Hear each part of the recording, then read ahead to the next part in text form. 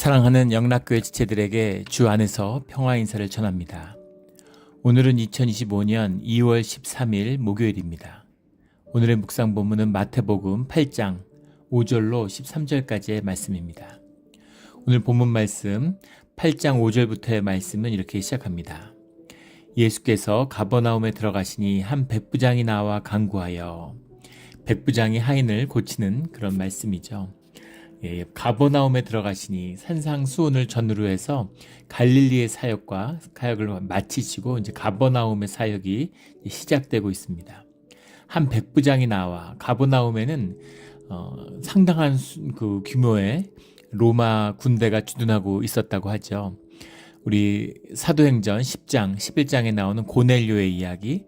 고넬료는 가이사라에 주둔하는 로마군의 백부장이었습니다. 가이사라에 오히려 군대가 적게 주둔했다고 그러죠. 한 1개 대대 규모 정도. 로마 군대는 레기온이라고 하는 로마의 군단 체제로 되어 있는데, 우리 여러 번 나눠서 기억하실 겁니다. 적을 땐 한 20개, 많을 땐 한 40개까지 됐었던 군단 규모고, 그 군단 안에는 초기에는 한 5,000명, 말기에 가면 한 6,000명 정도 되는 그런 정도의 군대가 있었고, 또 기병대도 한 1,000여 명 있고, 실제는 밥 해주는 사람들, 노예들, 이렇게 쭉 공병대 이런 사람들 끌고 다녔기 때문에 또 수송부대, 그래서 실제는 한 10,000여 명 됐다 그러죠. 그런 큰 그 상비군을 유지했습니다. 로마의 힘이죠. 그런데 그 한 개의 군단, 6,000명의 군단이 있으면 그것이 600명 정도로 이루어진 10개 대대로 이루어져 있는 거죠. 스페이라라고 하는 10개 대대로 이루어져 있는데, 그 대대에 또 100명씩 되는 한 대대에는 6개 백부장의 부대, 실제로는 160명 이렇게 해도 됐다고 그래요. 그 백부장의 부대가 있는 겁니다. 그래서 고넬료는 이탈리아 부대다 이렇게 나오죠. 10개의 대대가 있으면 그 중에 제1대대, 첫 번째 대대는 이탈리아 대대인 겁니다. 그래서 이방인들을 데려다가 로마군으로 군복무를 시키고 일정 기간, 보통은 사실 10대 중후반에 징집이 돼서 20년 내지 25년 이렇게 복무를 하면 로마 시민권도 주고 땅도 주고 이렇게 해서 로마 시민으로 정착하게 되는 거죠.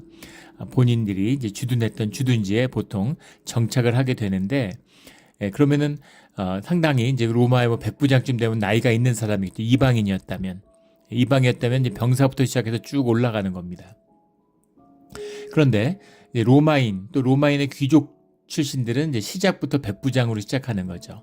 병으로 시작하는 것과 요즘으로 치면 장교로 시작하는 거, 이렇게 생각해 보시면 될 겁니다.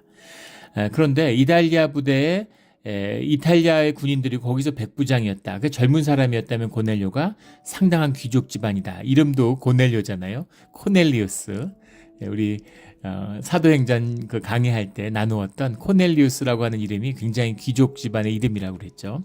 그래서 코넬리우스 술라라고 하는 공화정 시대의 로마 시대 때 최강의 지도자였던, 집정관이었던, 독재관이었던 술라의 이름이 코넬리우스 술라죠. 코넬리우스 집안이다라고 하면 굉장한 집안인 겁니다. 물론 코넬리우스가 지휘하는 군대에서 근무했기 때문에 나중에 지휘관의 성을 받는 경우도 많았다고 그래요. 그래서 만약에 백부장인데 나이가 많고 병부터 시작했다, 그러면 코넬리우스라는 이름을 고넬료라는 성을 받았을 수 있겠죠. 그러나 그 집안 출신, 청년이라면 고넬리우스라는 집안 출신이다, 이렇게 볼 수 있을 겁니다. 그러면 굉장한 귀족이다라는 걸 볼 수 있죠. 여기 가버나움에 나오는 이 백부장은 로마인이 아니었을 확률이 높다는 겁니다. 근데 유대인을 징집하는 일은 없었고, 유대 그 팔레스타인 지역을 지배하고 유대인을 지배하는 거니까 가버나움에 있는 군대가, 근데 대개의 경우는 시리아 지역, 아나톨리아 지역, 이런 지역에서 징집된 이방인들로 구성된 그런 부대죠. 근데 그 부대의 백부장인데, 백부장은 또 로마인이었을 수도 있습니다. 그러나 이방인 부대를 지휘하는 그런 지휘관이 가버나움에 있는데, 그 백부장이 나와서 간구하여 6절에 이르되, 주여 내 하인이 중풍병으로 집에 누워 몹시 괴로워하나이다. 이르시되 내가 가서 고쳐주리라. 내 하인이 중풍병으로 집에 누워 몹시 괴로워합니다. 종이죠. 백부장이 집안에 종이 있는데, 그 노예가 중풍병으로 힘들어한다고 그것을 고쳐달라고 예수님을 찾아왔다는 거예요. 누가복음에 5장에 나오는 그 평행 기사를 보면 유대인에게 존경받는 인물이라고 나오죠. 인품도 훌륭하고 선행도 베푸는 그런 사람인데, 그가 믿음을 가진 사람이었다라는 겁니다. 중풍이라고 하는 병은 이제 마비가 되는 병이죠. 대개의 원인은 이제 현대에 와서는 뇌졸중으로 이제 밝혀졌죠. 그래서 이제 혈관이 막혀서 일어나는 병인데, 뇌졸중에 걸리고 나면 이런 근육 조직, 이런 피부 조직 이런 것들이 이제 뭐 괴사가 일어나기도 하고 이제 마비가 되기 때문에 못 고치죠. 현대 의학으로도 못 고칩니다. 뭐 나병에 필적할 정도는 아니지만 이 중풍도 뭐 못 고치는 불치병의 대명사죠. 이유도 몰랐을 겁니다, 그때는. 근데 그 병으로 하인이 괴로워하는데 이 당시에 짐승이나 똑같은 거예요. 사람을 매매하는 겁니다. 근데 종이 아파서 일을 못하고 중풍병 걸렸으면 무슨 일을 하겠어요. 근데 그 사람을 돌보고 그 사람의 괴로움을 고치기 위해서 이 백부장이 찾아왔다는 것. 이 사람이 어떤 사람인가 하는 걸 보여주는 거죠. 이것도 놀라운 사실입니다. 이것도 참 이런 성품과 성정의 사람이 있구나라는 것 자체가 굉장히 놀라운 일이죠. 주님께서 내가 가서 고쳐주리라 이렇게 말씀하세요. 이게 평서문으로 되어 있는데 사실 의문문으로 해석할 수도 있습니다. 내가 가서 고쳐줄까? 라고 물어보신 것일 수도 있어요. 백부장이 나왔다는 것 사실 자체가 굉장히 놀라움이겠죠. 사람들이 무리가 주님을 따르고 있는데 와, 로마의 백부장이 주님한테 기도와 치유를 부탁하기 위해서 찾아왔어? 자기가 아픈 것도 아니고 자기 자식도 아니고 자기 집에 종이 아프다고 찾아와? 모든 것이 놀라운 것입니다. 그런데 내가 가서 고쳐줄까? 라고 주님이 물어보시는 거죠. 아니면 주님이 가서 고쳐주겠다 라고 말씀하시는데 8절에 백부장이 놀라운 이야기를 하죠. 백부장이 대답하여 이르되 주여 내 집에 들어오심을 나는 감당하지 못하겠사오니 다만 말씀으로만 하옵소서. 그러면 내 안이 낫겠사옵나이다. 주님이 말씀하시면 말씀의 권능이 계시니까 말씀하시면 나을 겁니다. 라고 말씀하면서 얘기하면서 내 집에 들어오심을 나는 감당하지 못하겠습니다. 놀라운 고백이죠. 놀라운 고백이에요. 우리는 이게 신앙의 눈으로 바라보니까 너무 당연하고 이 말의 의미가 와닿지만 그 주변에 있는 사람 눈으로 보세요. 예수님도 갈릴리의 목수 출신입니다. 유대인들이 첨시하는 유대인들 우습게 하는 갈릴리 지역, 갈릴리 사람들도 우습게 하는 목수의 자식이에요. 예수님 따라가는 주변의 제자들 다 어부 출신들이잖아요. 그 어부들도 마찬가지죠. 목수 못지 않습니다. 굉장히 천대받는 직업 출신인데 그런데 하물며 거기에 지배 민족인 로마의 백부장이 나와서 주님께 우리 집에 들어오시는 것을 제가 감당하지 못합니다. 말씀만 하여 주십시오. 그럼 내 한이 낫겠습니다. 이런 믿음의 고백을 드렸다는 거죠. 그러니까 참 이 놀라운 모습입니다. 9절에 나도 남의 수하에 있는 사람이요 내 아래에 군사가 있으니 이더러 가라 하면 가고 저더러 오라 하면 오고 내 종도로 이것을 하라면 하나이다. 이것도 아주 놀라운 신학적인 그 전개를 보여주고 있어요. 나는 남의 수하에 있는 사람이요. 이 말씀의 본문이 카이 에이미 안트로포스 휘포 이로시안이란 말인데 카이라는 게 이제 also and도 되고 also도 되고 에이미라는 건 에고 에이미 할 때 나오는 I am 이런 거죠. 안트로포스 하는 man, a man. 그러니까는 나 또한 also I am a man 이런 거죠. 그런데 휘포 에로신시안이라는 말이 이제 under authority입니다. 휘포라는 게 무엇 밑에 있다. 내가 권세 아래 있는 사람입니다. 라는 얘기죠. 무슨 말이냐면 내가 백부장으로서 내 밑에 있는 병사들이 내 명을 듣습니다. 내 종들도 내 명을 듣는데 나도 권세 아래 있는 사람입니다. 다시 말해서 백부장의 권세라는 것이 로마 황제의 권세 아래 있는 게 아닙니까? 이 얘기죠. 로마 황제의 권세 아래 내가 속해 있기 때문에 그 권세가 나의 권세가 되어서 내 밑에 있는 병사들이 내 명령을 따르지 않습니까? 병사들이 지금 가버나움에 와 있는데 야 좀 저기 좀 가봐. 그런데 아유 오늘 날씨도 더운데 못 가겠어요. 그럼 어떡하겠어요? 예. 근데 다 명령을 따르죠. 왜냐하면 로마의 권세가 백부장에게 있기 때문이죠. 로마의 권세가 뭐냐? 로마 황제의 권세죠. 모든 것이 로마 황제의 이름으로 이루어지는 겁니다. 로마 황제의 이름이 내게 있기 때문에 그 이름으로 내가 권세를 휘두르지 않습니까? 이런 얘기예요. 그런데 그러니까 예수님도 말씀하시면 그러면은 당연히 낫지 않겠습니까? 이게 놀라운 고백인 것은 이 시대에는 다 황제의 이름으로 황제 숭배를 하고 황제를 신으로 섬기는 겁니다. 로마는. 그래서 모든 게 황제의 이름으로 돼 있어요. 우리가 쓰고 있는 예수님께 바치는 하나님의 아들, 하나님의 독생자, 의로우신 의의 왕, 뭐 이런 표현들, 이것들이 전부 다 아우구스투스가 옥타비아누스가 황제로 원로원에서 추대할 때 그때 옥타비아누스에게 헌정된 아우구스투스에게 드리는 이름이에요. 다 로마 황제의 별칭들입니다. 한 서너 줄 되죠. 쭉 붙이면.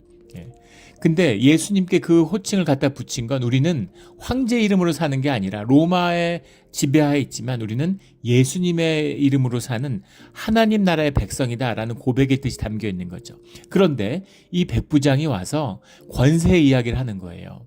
그래서 로마 황제의 권세 아래 있기 때문에 내가 권세를 누리는 것처럼 모든 이 세상 만물이 주님 권세 아래 있으니까 주님이 말씀만 하시면 다 이루어지지 않겠습니까?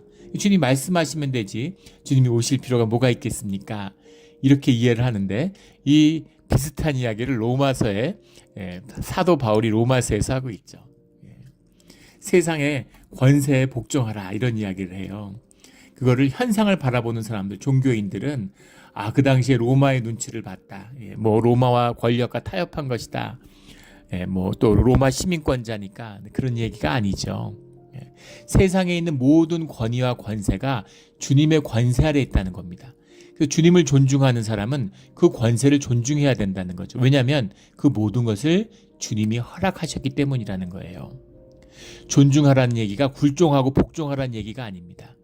그 안에 있는 하나님의 뜻을 존중하라는 거죠. 하나님이 허락하시고 하나님이 움직여 가시는 섭리가 있다는 거예요. 로마 제국도 주님이 허락하신, 바벨론도 페르시아도 주님이 허락하신 주님의 뜻 가운데 있다는 거죠.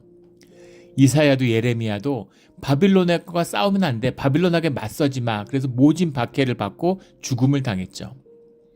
그런데 애국심이 없어서 애민 애족이 없어서 그런 얘기를 하는 게 아니라 주님을 바라보라는 거죠. 주님이 행하시는 주님의 섭리 가운데 이루어가는 역사의 뜻이 있어. 그래서 그걸 존중하는 거예요. 주님이 하시는 일이 있겠지. 주님의 뜻이 있겠지. 그것을 바라보는 것입니다. 주님의 뜻 아래에 있는 그 모든 권세들. 이것이 선하고 정의롭다는 뜻도 아니에요. 주님은 마귀도 들어 쓰십니다. 그렇다고 마귀가 선한가요? 마귀가 정의로운가요? 그런 얘기는 아니죠. 주님이 행하시는 주님의 섭리와 권세 아래 있는 것이다. 그 통치 아래 있는 것이다 라는 거예요. 그래서 당연히 주님의 말씀이 임할 때, 주님의 권세가 임할 때 주님의 뜻이 이루어질 수밖에 없는 것이죠. 주님과 하나가 되고 주님과 통하고 주님과 중심이 만나면 주님의 권세가 우리의 권세가 될 수 있는 거죠. 그래서 세상의 공중 권세 잡은 세상의 왕이라고 불리는 마귀의 권세 아래 이 땅이 있지만 우리가 주님 안에 있고 주님과 하나 되면 그 권세를 이기는 겁니다. 세상을 다스리는 권세가 우리에게 있는 것이죠. 이게 교회의 힘이고 믿음의 힘이고 주의 자녀가 누리는 권세예요. 그 말씀을 하고 있는 거죠. 놀라운 것은 이 이야기를 하는 것이 그 당시에 무슨 랍비도 아니고 대제사장도 아니고 서기관도 아니고 가버나움에 주둔하고 있는 로마 군대의 백부장의 입에서 나왔다는 거예요. 놀라운 얘기죠. 10절에 예수께서 들으시고 놀랍게 여겨 주님이 놀라셨어요. 이야, 이런 친구가 있구나. 이런 아이가 있구나. 가버나움에. 주님이 놀라신 거죠. 주님이 또 놀라신 적이 있었습니다.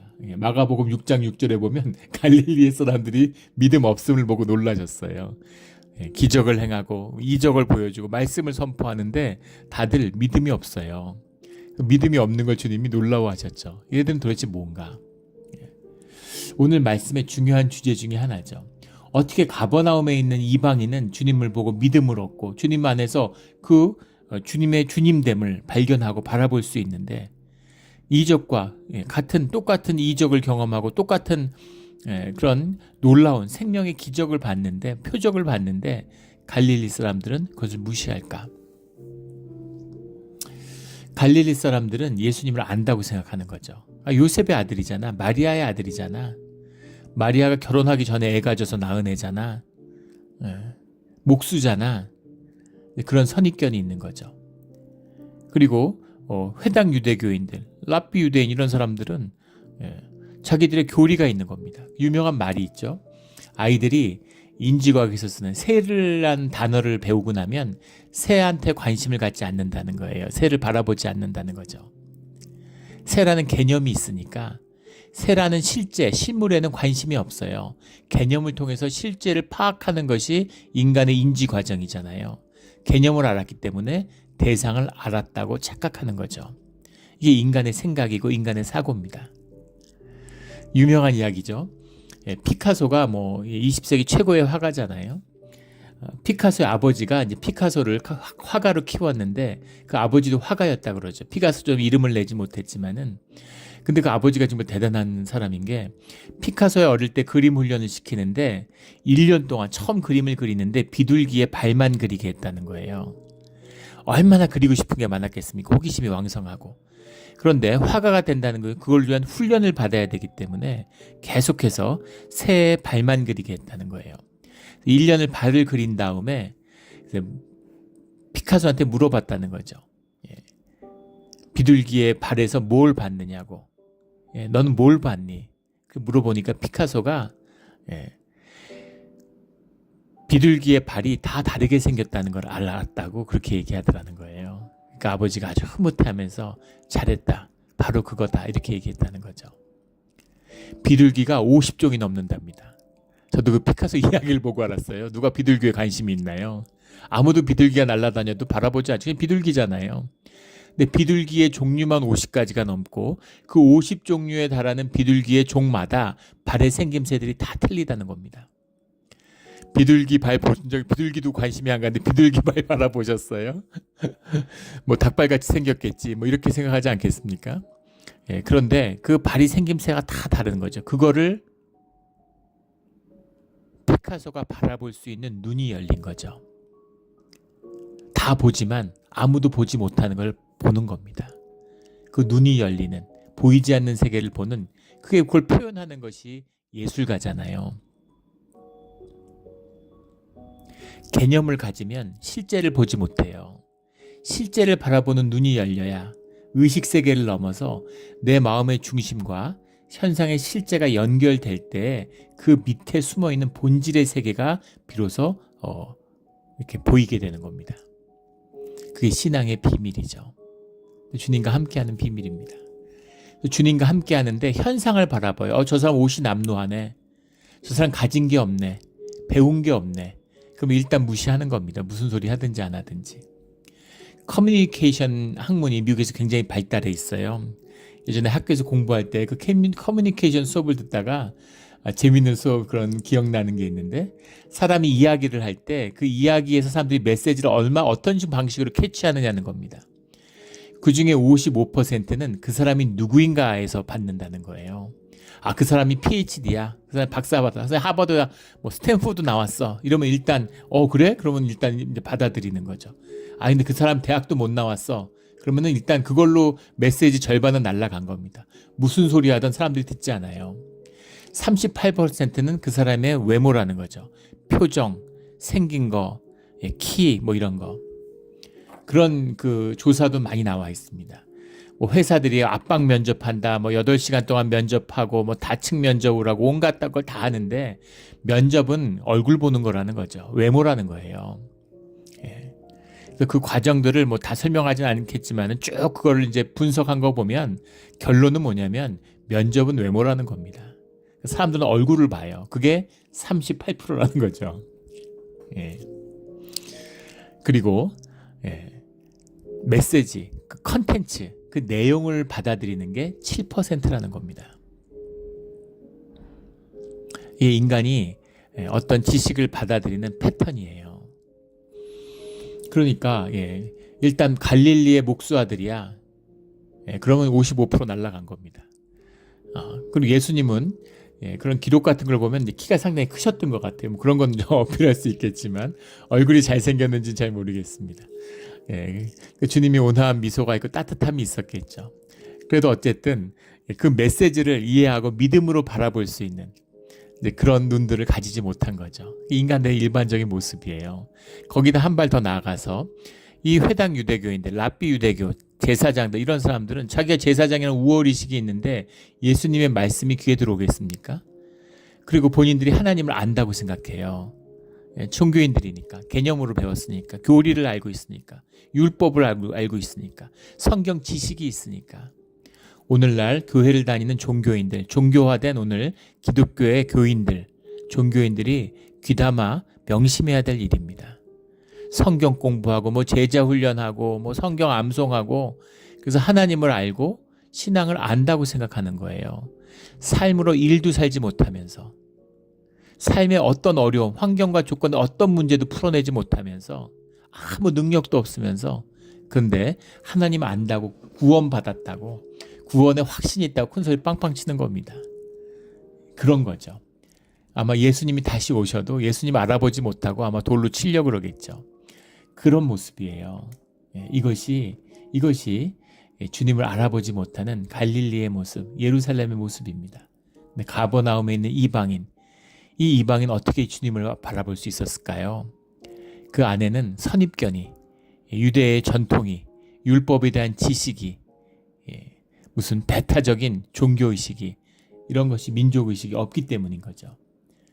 그래서 놀라웠게도 예수님의 말씀과 예수님의 가르침을 받아들이는 사람이 가버나움의 이방인 가운데 나왔다는 겁니다. 그래서 예수님의 그 능력 가운데 말씀만 하셔도 자기 제자가 나을 거라는 것을 꿰뚫어 봤어요. 주님이 놀라시는 거죠. 주님이 얼마나 놀라셨는지 10절에 예수께서 들으시고 놀랍게 여겨 따르는 자들에게 이르시되 내가 진실로 너희에게 이르노니, 진실로 너희에게 이르노니 라는 건 아주 중요한 이야기다 라는 말씀이죠. 이스라엘 중 아무에게도 이만한 믿음을 보지 못하였나라. 이스라엘 중에 보지 못한 믿음을 가버나움의 이방인이 갖고 있다. 예수님이 이렇게 가르치셨는데 고넬료와 베드로가 고넬료 집에서 유숙하고 말씀을 전파하고 오니까 예루살렘 교회가 발칵 뒤집힌 거잖아요. 그래서 모여가지고 주님을 따르는 자들이에요. 회당 유대교인들이 아닙니다. 성전 유대교의 교인들이 아니라 주님의 공동체에 모인 사람들인데 그것을 사도행전은 할례자들이라고 부르죠. 할례자들이 베드로를 비난하여 이르되 이렇게 나옵니다. 베드로를 비난해요. 네가 어떻게 이방인하고 밥을 먹냐? 네가 어떻게 이방인 집에서 잠을 자냐? 예수님과 동행하고 예수님의 이 가르침을 받으면서도 그런데도 종교의 틀을 넘어선다는 게 그렇게 어려운 겁니다. 주님이 모든 거짓에서 돌이키게 하시듯 모든 죄, 모든 악은 용서의 대상일 뿐이에요. 하지만 주님은 거짓은 상대하지 않으세요. 거짓을 벌한다는 얘기가 아니라 거짓으로부터 진실로 돌이켜야 주님과 함께 할 수 있다는 얘기입니다. 그런데 돌이킬 수 없고 용서받을 수 없는 게 있어요. 그게 바로 종교의 거짓입니다. 하나님의 말씀, 하나님 이야기, 하나님의 이름을 거짓으로 퍼뜨리고 하나님께 가는 길을 막는 자들은 용서받지 못해요.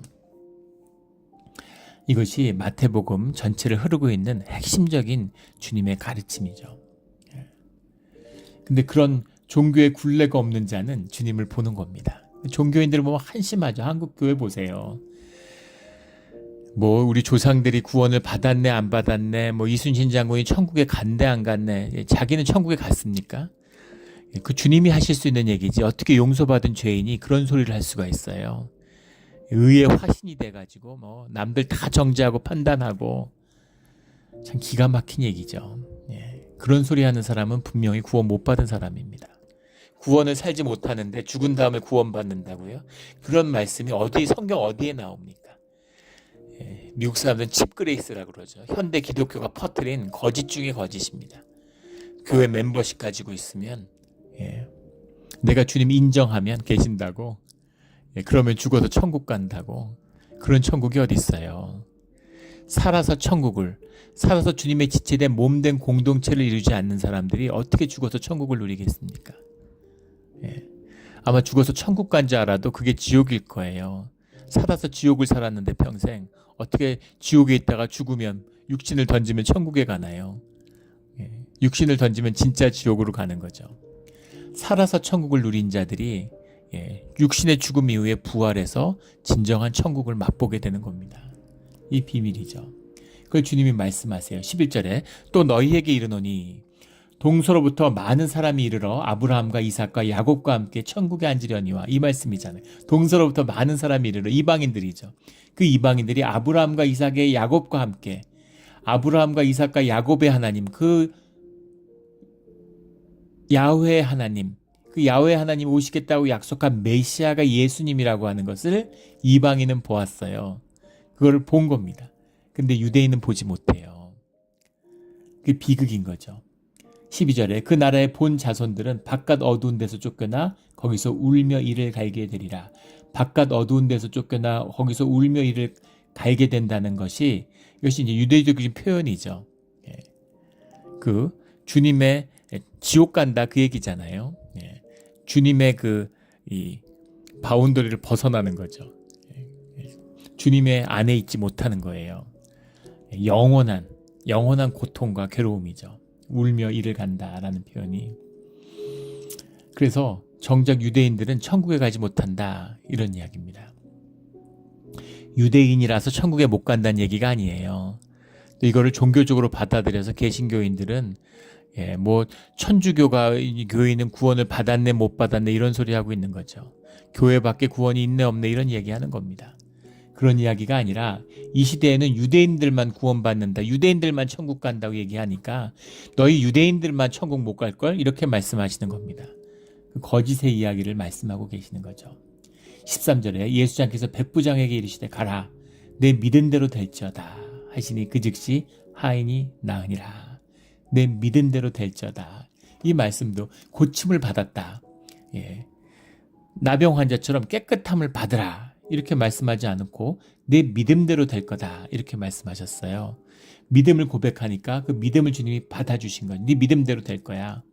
겨자씨만한 믿음이 있어도 산을 옮길 수 있다고 주님이 말씀하셨죠. 그래서 믿음이 우리 안에 있을 수가 없죠. 믿음이 진짜 있다면 산을 옮겨야 되지 않겠어요? 우리의 내면의 문제를 다뤄야 되지 않겠습니까? 환경과 조건의 문제를 끝내는 능력이 나타나야 되지 않겠어요? 그 말은 뭐예요? 믿음이라는 것은 주님과 함께함이죠. 주님과 동행함이에요. 주님과 하나됨입니다. 주님과 하나 되는 것이 믿음이에요. 믿음은 실제입니다. 믿음은 붙드는 거예요. 희망 이런 게 아닙니다. 불확실성을 붙잡는 게 아니라 확실성을 붙잡는 거예요. 희망의 반대입니다. 믿음은 현실에 대한 절망이에요. 현실에 대한 기대를 접고 주님의 세계, 주님과 하나 되는 삶을 선택한 자에게 열리는 삶의 실제입니다. 이게 믿음이에요. 믿음대로 된다. 주님이 함께하는 주님의 뜻을 우리가 받는다는 뜻이죠. 근데 왜 겨자씨만한 믿음이라고 말씀하셨을까요? 그리고 주님이 하실 수 있는 일을 우리가 그럼 다 할 수 있을까? 그러면은 나는 없고 주님과 하나 되면 내 인격은 없고 주님 인격만 있다는 얘기일까요? 아니죠. 주님의 인격이 있습니다. 부부가 하나 됐다고 부부가 서로 인격이 없나요? 그런 게 아니죠. 그런데 서로가 서로에게 누려지는 부분은 다르다는 거예요. 부부가 있는데 부부 생활을 하고 부부로 살아가죠.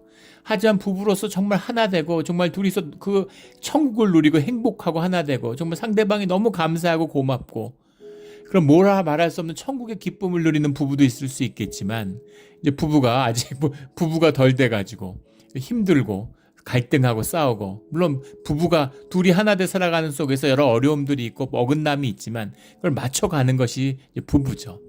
그런데 부부의 삶의 차이가 있잖아요. 누려지는 삶의 차이가 있는 것처럼 믿음도 그런 것이라는 겁니다. 주님이 폭포수처럼 은혜를 부어주시는데 우리가 들고 온 그릇이 있잖아요. 누구는 종지가 하는 것들, 누구는 컵을 들고 오고 누구는 커다란 드럼통 같은 걸 들고 오고 은혜를 담는 그릇은 다르다는 거죠. 그런 의미가 분명히 들어 있습니다. 근데 중요한 것은 또 우리가 이걸 현상적으로 이해해서 나는 왜 종지만한 그릇이 있는데 나는 밥그릇 들고 왔는데 저 사람은 커다란 생수통 들고 왔네. 이런 마음이 있다면 그것은 믿음의 사람이 아니죠. 작은 그릇, 자격이 없는 거예요. 이런 그릇조차도 있을 수 없지만 이런 그릇을 주시고 이 마르지 않는 주님이 기름을 부어주시는구나, 축복을 부어주시는구나 하는 것이 감사한 거죠. 저 사람은 저렇게 큰 통이 있고 큰 은혜를 받는구나. 부럽죠. 근데 그것이 시기와 질투는 아닙니다. 우리가 하나 된 지체니까. 발은 매일 뛰어다니는데 나는 손이 돼갖고 미안하네. 이런 지체가 있겠습니까? 손은 손의 역할이 있고 발은 발의 역할이 있는 거예요. 여기서 아주 중요한 오늘의 말씀이 나오는 거예요. 13절에 예수께서 백부장에게 이르실 때 내 믿음대로 될저다라고 하는 주님의 믿음을 받은, 주님의 믿음 속에서 하나 된 이 백부장이 보여주는 이 소박한 인간다움인 거죠. 이게 믿음의 사람의 모습입니다. 뭐 믿음 받고 주님께 축복을 받으면은 뭐 무슨 백부장이 대대장 되고 무슨 군단장 되고 그러는 건가요? 그런 게 아니에요. 주님과 함께 살아가는 이 인간다움, 이 소박한 아름다움, 이것을 누리는 것이 주님의 복입니다. 그 소박함 가운데 참된 권위, 생명의 권위가 있어요. 그러니까 존경을 받는 겁니다. 이방인인데 어떻게 이방인이 유대인에게 존경을 받아요? 이방인들하고는 눈도 안 마주치고 말도 안 섞는데 이방인이면 무턱대고 멸시하는 겁니다. 그런데 존경을 받고 훌륭한 사람이구나. 누구도 하인에게 이렇게 대하는데 요즘에 회사 하는데 뭐 갑질한다 그러잖아요.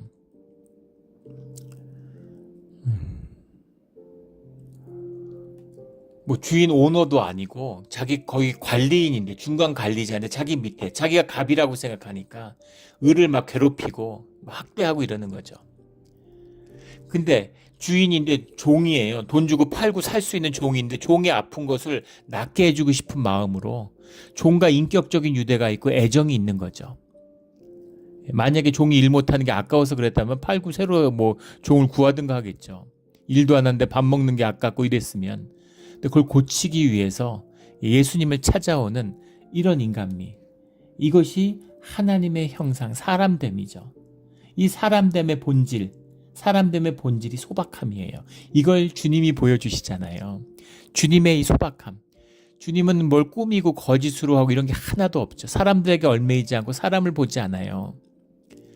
그 삶이 수탈하고 아름다운 거죠. 소박함입니다.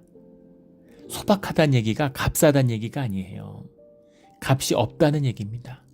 프리가 아니고 프라이슬리스한 거죠. 귀한 것이에요. 주님의 사람들은 이 소박함이 있습니다. 우리 교회 가운데서도 이 신앙으로 살아온 분들, 그런 그 교인들을 보면 이런 소박함을 갖고 있어요. 무슨 우리 예전 말로 가오 잡는다 그러죠. 막 센 척하고 막 뭐 있는 것처럼 맨날 세상에서 짓밟히니까 뭐 돈 있는 것처럼 뭐 좀 있는 거 성공한 것처럼 이렇게 막 떠벌리고 이런 게 전혀 없어요. 사람들에게 인정받을 필요도 보여야 할 필요도 없는 거죠. 소탈한 소박한 삶이 있는 겁니다. 그 안에 참된 생명의 권위가 있어요. 그런 분들은 아름답습니다. 그런 분들은 옆에 있게 되고 의지하고 싶어지고 교통하고 대화하게 되고 마음이 아주 푸근해지는 거죠. 그러면 그런 분들이 공동체의 그런 그 기둥이 돼서 이 공동체가 이렇게 그런 사랑과 은혜가 이렇게 쫙 나눠지는 겁니다. 그런 소박함, 그런 소탈한 아름다움을 가진 분이 구역장을 하면 구역이 피어나요. 생명이 피어납니다. 이게 비밀이에요. 소박한 아름다움. 소박한 삶을 산다는 것은 내가 소박하고 싶다고 소박해지는 게 아니죠. 그걸 위선이라고 그러죠. 위선을 떤다 그러잖아요. 그런 얘기가 아니에요. 돈 많은데 막 가난한 척하고 이러다 욕먹고 이런 게 아니라는 겁니다. 종말성, 종말적인 삶을 사는 사람만이 소박함을 누릴 수 있어요. 내일 세상이 망하는데 내가 오늘 사치하겠습니까? 아무 가치고 그거 의미가 없죠. 오늘 세상이 망하는데 아침에 명품백 사러 다니겠어요? 그런 게 아니라는 겁니다. 진실을 살게 되고 본질을 살게 되죠. 귀한 걸 누리게 되는 거예요. 종말적인 삶을 산다는 말은 허상이 무너졌다는 겁니다. 현상 세계에 권위가 없어요. 그 굴레가 나를 묶는 힘이 다 사라져버린 거예요. 그게 생명의 권세, 생명의 권위, 삶이 가지는 그 단순함, 순수함, 강력함이 있는 겁니다. 이게 권세예요. 생명의 권세입니다. 그 권세가 나타나게 되는 거죠. 크리스찬들은 이런 힘이 있어야 됩니다. 소박한 삶에서 나오는 힘이 있어야 돼요. 예전에 제가 섬겼던 교회에 한 집사님이 있었는데 이분이 이렇게 아무것도 특별해 보이는 게 없었습니다. 근데 뒤에 알고 보니까 이분이 엄청나게 부자예요. 무슨 그걸 뭐라 그럽니까? 벤처 캐피탈 뭐 이런 걸 해가지고 그런 회사들이 상장하고 이래가지고 큰 돈을 벌었는데 이제 아이들 공부시키려고 미국에 와 있을 때 신앙 교회한 가운데서 만난 거죠. 그런데 시간이 한참 지나도 이분이 부자인지 전혀 몰랐습니다. 집에 가도 소박하고 검소해요.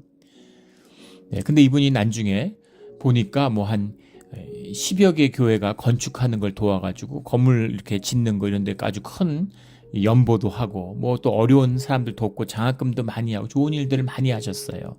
근데 한 번도 본인 입으로 자랑하거나 이런 걸 들은 적이 없습니다. 나중에 전해 듣고 알았죠.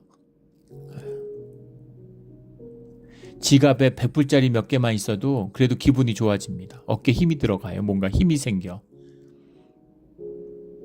조금만 장사가 안 돼도 속상하고, 어떤 교인분이 그런 말씀 하시더라고요. 장사가 안 되면 속상한 게 아니라 몸이 아프시대요. 몸이 아파서 집에서 기운이 하나도 없고 나갈 힘도 없다고. 정말 정직하고 소박한 고백이죠. 그게 진실이에요. 그래야 됩니다. 우리가 그래요. 그게 우리의 연약함이고 우리의 중심입니다. 우리 중심 가운데는 생명의 능력과 생명의 권능을 살고 싶은 마음의 소원이 있죠. 하나님의 형상이 회복되기를 바라는 우리의 소망이 있습니다. 주님이 그걸 누리지 못하는 그 돈 몇백 불 때문에 속상해하고 몸이 아픈 그것을 안타까워하는 주님의 마음을 만나게 되는 거죠. 그러면 우리의 삶 가운데 새로운 출발이 이루어지는 겁니다. 내가 할 수 없는 일들을 주님이 이루어 가시는 거죠. 이게 생명의 권세고 생명의 힘이에요. 이것이 회복돼야 되는 겁니다.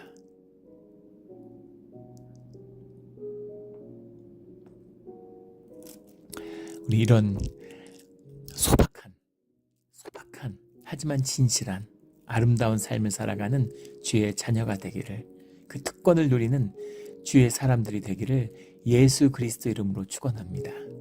아멘. 기도드리겠습니다. 하나님 아버지 감사합니다. 우리가 좁쌀 같은 애고를 가져서 조그만 것만 얻으면, 남의 조그만 칭찬과 인정을 받으면 목이 고다지고 어깨가 올라가고, 조금만 속상하고 조금만 무시당하면 죽을 것처럼 괴로워하고 아파합니다. 주님, 이 좁쌀 같은 애고를 십자가에 못 박겠사오니 주여 긍휼을 베풀어 주시옵소서. 불쌍히 여겨 주시옵소서. 주님, 함께하여 주시옵소서. 감사하며 예수 그리스도의 이름으로 기도드렸습니다. 아멘.